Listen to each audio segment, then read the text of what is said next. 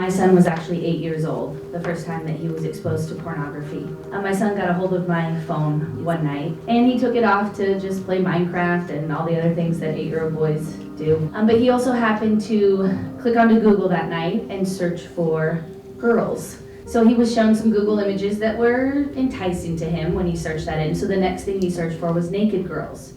Immediately, Pornhub popped up. And these are the titles of the first videos that showed up to him on Pornhub. I didn't want to read those out loud today because I can't even fathom that my 8-year-old saw content like that. But he did. And I'm a really involved parent. I'm not someone that just says, oh, I'll let my kids do whatever they want online. It's hard for my kids to get things past me.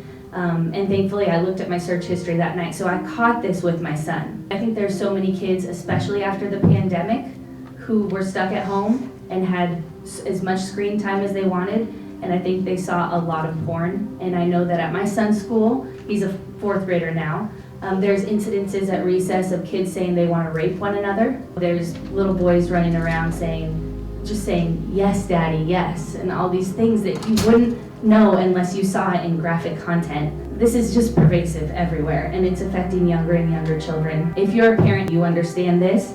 The average American home has at least 10 or 11 devices connected to the internet. It's virtually impossible to try to figure out how to keep this stuff off of your devices in your home. At no other time in human history has mainstream pornography been so graphic, hardcore and violent, and simultaneously so accessible to children and youth. Underage pornography exposure, it is a neurological assault.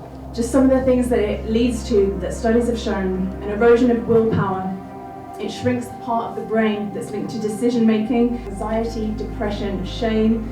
Underage pornography teaches children and youth that sexual violence towards others is normal, and being the receiver of such violence is normal. What we're seeing is there's just a huge amount of kids who are sexually assaulting other kids. When we look at the last 7 years of data that we've collected, anywhere from 1/3 to half of our perpetrators are kids themselves. Not long ago, we took care of this sweet and deeply traumatized teenage girl.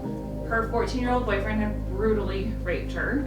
Not only had he intentionally ignored her as she was pleading for him to stop, he brutally anally assaulted her, he called her degrading names, and he ejaculated on her face.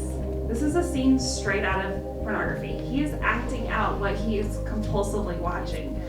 And not only did this traumatize this teenage girl, but when the reality hit him of what he had done, he attempted to end his life. So pornography is not only normalizing sexual violence, but it's contributing to the mental health crisis in our kids, where they're experiencing hopelessness like we've never seen before. It's also culturally grooming an entire generation of kids to not understand what sexual abuse or exploitation is. We took care of a 12-year-old girl who was, again, violently raped by a 16-year-old boy. He raped her in a parking lot before school one morning, and she said she didn't view it as rape. What we came to uncover was that this 12-year-old has been looking at pornography and masturbating into it every single day since she was 5 years old. Her parents gave her an iPad at 5. She accidentally stumbled upon porn. Her parents never looked to see what she was viewing. Any kid can stumble upon this content. My question is, why aren't we doing something about it? I started to look at the underpinnings of what's fueling this demand, this appetite to exploit somebody sexually. In every single case, it was a history of pornography consumption from childhood.